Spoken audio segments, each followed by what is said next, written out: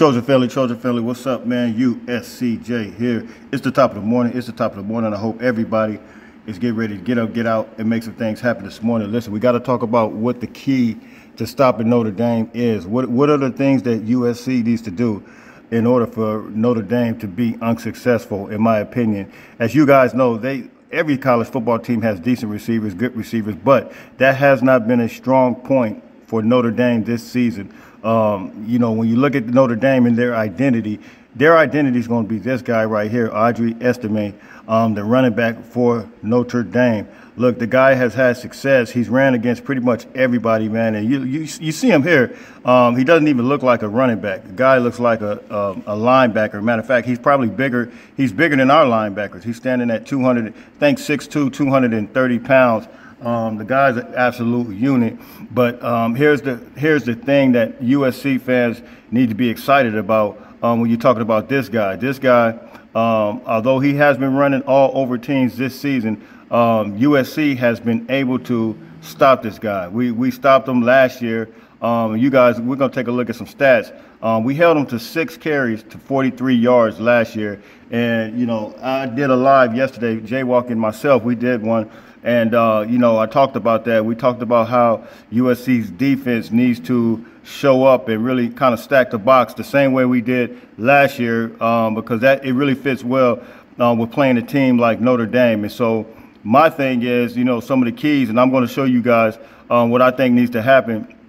USC absolutely needs to stack the box against a guy like this. He is absolutely a ridiculous sized unit of a back. I want to take a look real quick at some of his numbers and see exactly who he is. They do have the Wake Forest transfer quarterback who had his worst game last week against Louisville, threw 3 picks.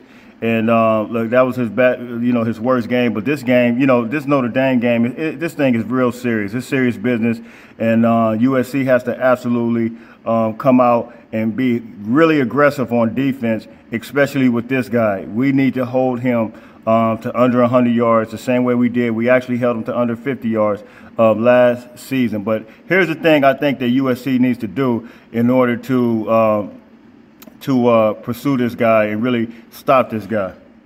The first guy I absolutely think USC has to utilize ASAP, and that's going to be this guy coming from Arizona, Keon Barrs. Look, we didn't bring these guys over here just to have them sit. Look, we brought these guys to really stack up next to a big, physical, big-time teams like Notre Dame. And look, now is the time. It's no more time for, just kind of playing patty cake. No more times of trying to figure out which unit we're going to use. It's straight up go time. It's on and popping. You guys remember when the season started, when we put Barrett Alexander next to Keon Barrs, those two guys had a crazy push. I think, look, the experimental time is now over.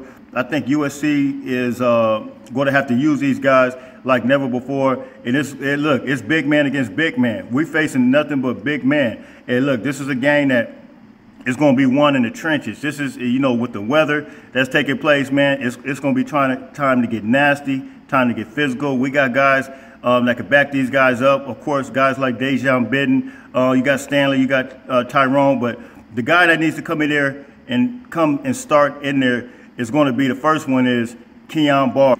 Next to Keon Barrs, you guys already know, it's not even nothing that we even got to try to guess. It's going to be Bear Alexander. Bear Alexander, transfer coming from Georgia. He's a unit. He's getting that pushback, and these guys complement each other. Keon Barrs, Bear Alexander complement each other. When one is getting double teamed, the other can get freed up. When the other one's getting freed up, the other one is getting double teamed. So I think USC can utilize these guys in the trenches.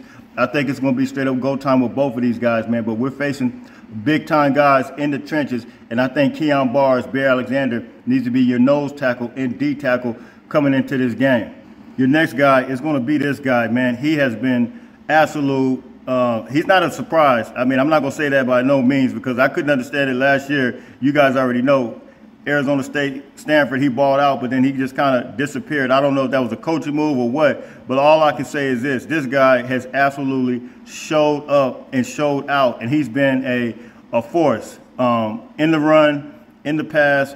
He's just been able to penetrate, really complement these other guys on the defensive front. Solomon Berg, man, you got to give him up, give it up, show him some love. I think this guy is going to be a key factor as well. Of course, you guys already know we got guys that's going to come behind. This is why we loaded up. We loaded up for these guys to come in and play and really, really come in, like Anthony Lucas. And, of course, you guys got Jack Sullivan, who could come in here. Jack Sullivan he's used to that type of weather as well, coming from Purdue. He's used to the physicality. And look, man, we got to utilize all these guys, man. Let me just really get this point out there. I have not seen a whole lot of Jack Sullivan. I've seen him periodically, but, it's time to use these guys, utilize these guys. I mean, I know, they want to play the small man ball, whatever, but this is no small man ball game. I believe we did that. We had success last year. And I'm going to take a look real quick at estimates yards as well. But I think these guys are going to be the keys to stopping these guys. Solomon Bird as well. And, of course, you already know this guy, Money Mill. Money Mill has been nothing but money. He's 6th in the country right now in sacks. Georgia State transfer. He's been all as advertised. I've been promoting him. I promoted him since April, May, March, whatever that was when he transferred. Look, is he as advertised? That's the $1 million question I want to know from you. And let me answer it for you. The answer is yes. Money Mill has absolutely. I mean, he gets back there so quick as far as getting back in the backfield. He's a force, man. He's a force. He's too quick for those offensive linemen, too quick for tight ends, and he's able to get around that edge. Now, I know we do have to practice this week on sealing the edge because, they're going to run some things that's going to try to cause our defensive line to be lost in the sauce as far as the edge. But it's important for our linebackers to stay home and to really, really stay focused. So as I stated, USC held this guy. Held him last year 6 carries for 43 yards. And we talked about it yesterday on the live. USC absolutely stacked the box on this guy. I believe these are the keys when you take a look at this guy being as big as he is. And he's fast. Once he gets rolling, he is an absolute load. His numbers, man, I mean, he's carrying the ball. He's averaging. We'll take a look at that real quick. He's carrying the ball, and he's averaging just right around 100 yards per game. And let's take a look real quick at some of his yardage. All right, here's estimate from last year, and then we'll scroll up to this year. But you see here on 11/26 last year, he ran for 43 yards on 6 carries in the loss against USC.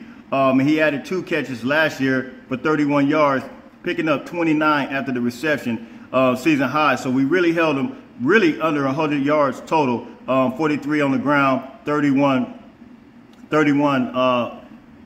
passing. And then you see him here for Boston College when he played last year. He had 11 carries for 31 yards. Then he had, you see it against Navy here, 31 yard. No, he finished with 49 yards. And then Clemson, he ran for 18 times last year. That was at home. And that's the big thing that I want to get to you guys.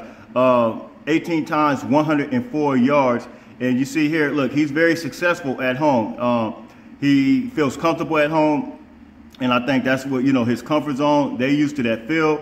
So USC absolutely has to really, this was last year against Clemson. DJU went down there. I remember that game. And he absolutely controlled the clock. He ran it. And they are going to try to attempt to do the same thing. And I can pretty much guarantee you. And that's why I think we need to stack the box on these guys. Last year against Syracuse, he had 20 times, carried 20 times for 123 yards. And then you see here against Stanford last year, he had 57 yards on the ground. BYU last year, 14 times for 97. And we'll scroll up. North Carolina last year, he had a total of, he rushed for 100 yards, totaling of 134. He had a couple of passing yards in there as well. And then you see 78 against Cal. Last year, he only had 21 yards against Ohio State. Let's take a look real quick. This is this year against Ohio State. He ran for 70 yards on 14 carries. Now, you guys already know Ohio State has a pretty good defense, and this guy was able to at least get to 70 yards, but still they held him under. That was a pretty low scoring game as well. Here at Central Michigan, he had his best game, 176 on 20 carries, and North Carolina State rushing for 134. This was just a couple of months last month on 9/9. So at Tennessee State, he had 123. And then you see here against Navy, 16 carries for 95 yards. So he is a big part of their offense. And I think it's going to be go time on and popping, on and cracking. But USC absolutely has to lock this guy down. And I believe if we do that, we will have success, man. You guys hit me in the comment section. You guys tell me what you think. You guys already know where you can find me. Look, this thing is getting closer. It's getting ready to be on and popping, on and cracking. It's time to lock in and load up and be focused, man. Until later on, I'll probably have something tomorrow as it relates to this game. It's game time. So you guys hit me in the comments. You guys tell me what you think. It's going to be USCJ32 on Instagram, USCJ32 on Twitter. Fight on, fight on, fight on.